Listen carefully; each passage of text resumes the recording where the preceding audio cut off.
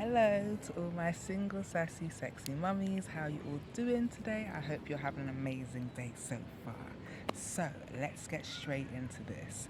Number one reason, or number one lesson, I would say, is that never back down and don't be the first one to reinitiate conversation. Okay, so this sounds quite petty when I'm saying it out loud. But it works. I'm telling you, it works. So, with every lesson, I'm going to try to give a little story with it as well. So, as some of you know, I have a 13-year-old son. He is having loads of attitude. He's going through his hormonal stages, blah, blah, blah, blah, blah, blah. The other day, he needed a SIM card. So, I let him go through some of my stuff to see if I had a spare one. He found some. He was holding it in his hand along with some other things. So, I said to him, "What is in your hand?" He didn't say nothing. He still just held out his hand and looked at me. And I said, "Kai, what's in your hand?" And he goes, "What, you telling me you can't see it?" Now, there were two ways I could have reacted. The old Sarah wanted to be like, "Are you out of your motherfucking mind?" Like, who are you talking to? Who are you talking to? I don't know why this bra strap's falling down. But instead, I composed myself slightly. And I said, "You know what?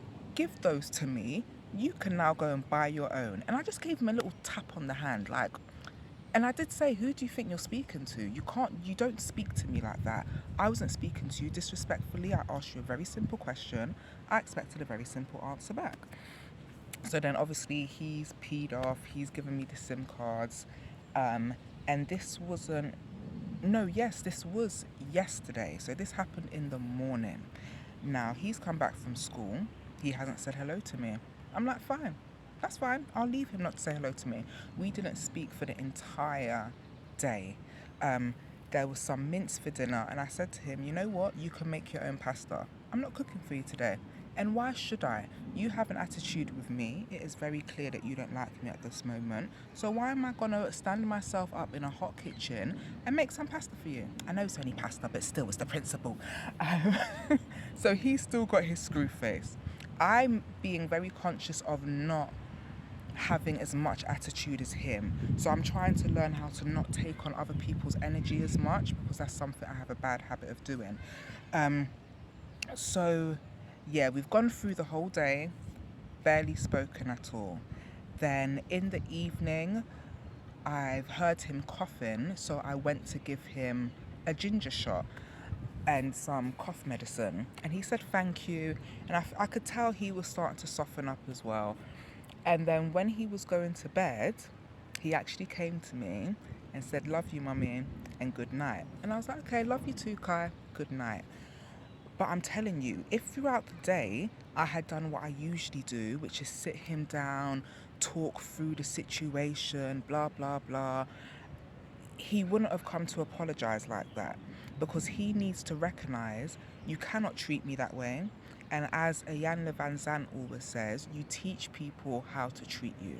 So it's the same with your children. When they do things or they act in a certain way or they treat you in a disrespectful way, you need to show them, "No, I don't accept this behaviour." Because he didn't get any sort of discipline, but the fact that he then has to go and spend his own money on getting something that I had and I was willing to give to him, and I wasn't going to back down with that, because even while he was at school, I was thinking, "Oh, let me just give him the SIM cards. Like, he should be using his pocket money on his fun little things."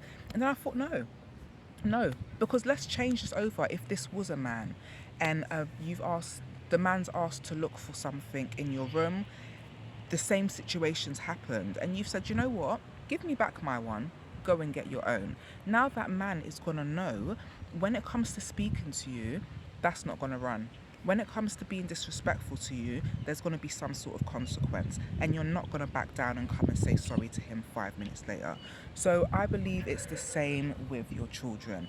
I'm obviously speaking for myself and how I handle my son.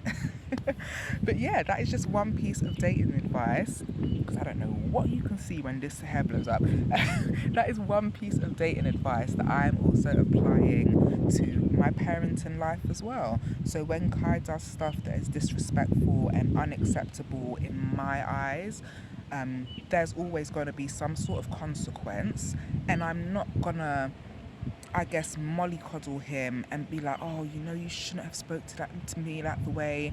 It really hurt my feelings. I think there's a time and a place for everything, but for this one, the consequence for him to have to spend his own money and get that thing, I think that was enough. And he has, like, this morning he came to me and spoke to me, like he said, I'm going to school, I hope you have a good day. And so he's softening up. But that is basically because he's seen, all right, I can't get away with this. And he's probably thought about it, and he knows as well that he was in the wrong. But yeah, so that is the one lesson, number one, because we're going to do a whole series of this. Number one way of how I've applied dating advice to my parenting life. So I hope this has helped somebody. As always, try and be the best that you can be, and I'll be back again with another video.